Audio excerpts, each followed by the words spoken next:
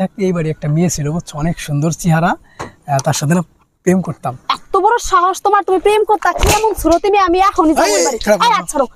তুমি আমারে নিয়ে আইছো তোমার প্রাক্তন এক্স গার্লফ্রেন্ডের বাড়িতে না? আমি এখন এই বাড়ি যাবো। আমার সে কত সুন্দর মেয়ে, কোন সুরতি মেয়ে তুমি আইছো, আমি দেখা লাগবে না?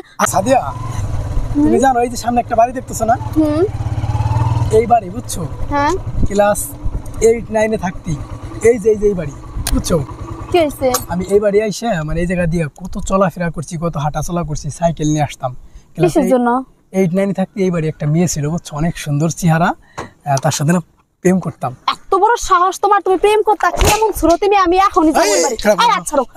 তুমি আমারে নিয়ে আইছো তোমার প্রাক্তন এক্স গার্লফ্রেন্ডের বাড়িতে না? আমি এখন এই বাড়ি যাবো। আমার সে কত সুন্দর মেয়ে, কোন সুরতি মেয়ে তুমি আইছো, আমি দেখা লাগবে না? এই বাড়ি এনে গেলে ঝামেলা হবে। কি সে ঝামেলা? আমি দেখবো না মেয়েটা কত সুন্দর, আমার সাথে কত সুন্দর মেয়ে যে তুমি প্রেম করছো ওর সাথে।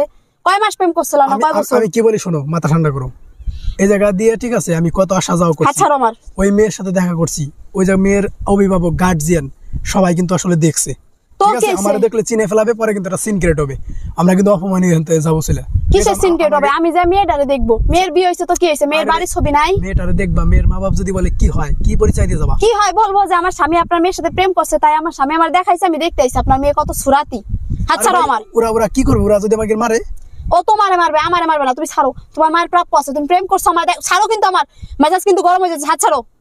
শোনো মাথা ঠান্ডা করো। আমি মাথা ঠান্ডা করবো না, তুমি হাত ছাড়ো। তোমার কত বড় সাহস, তোমার এক্স গার্লফ্রেন্ড সেই বাড়ি তুমি আমার সামনে নিয়ে আইছো।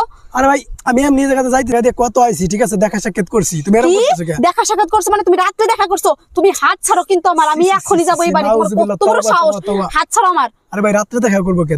দিনে দেখা করছি এই মেয়ের সাথে। এই জায়গাতে কত মানে চলাফেরা করছি।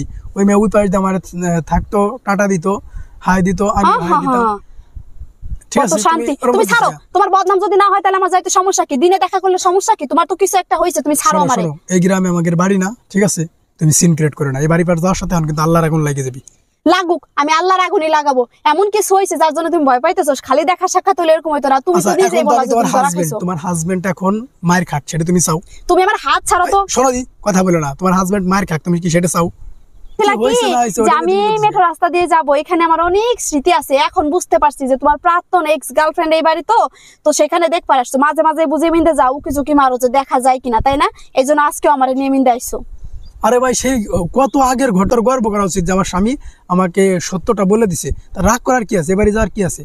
ভাই একটা কথা বলি শোনো, কোন মেয়ে সে বিয়ের আগে স্বামী সম্পর্ক হোক বা বিয়ের পরে সম্পর্ক হোক, সেটা কোনো মেয়ে সহ্য করবে না। আর এটা তুমি আমার বলছো, তুমি তোমার কাটা গায়ে নুনের ছিটা দিচ্ছ। সব কথা বউরে বলতে হয় না, তুমি এটা জানো না?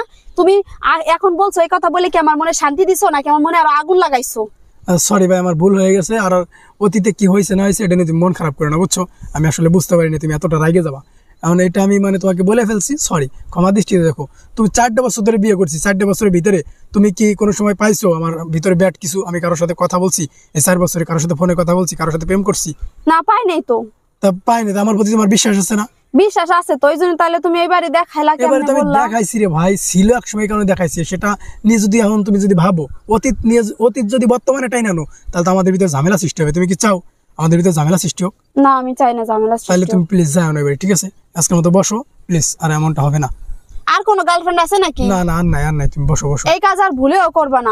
একটা কথা সবসময় মনে রাখবা, ঠিক আছে? মেয়েরা না স্বামীরে বাগের হাতে তুলে দেয়, তাও অন্য কোনো বেটির হাতে তুলে দেয় না। আচ্ছা বসো, সরি আমার ভুল হয়ে গেছে, বসো।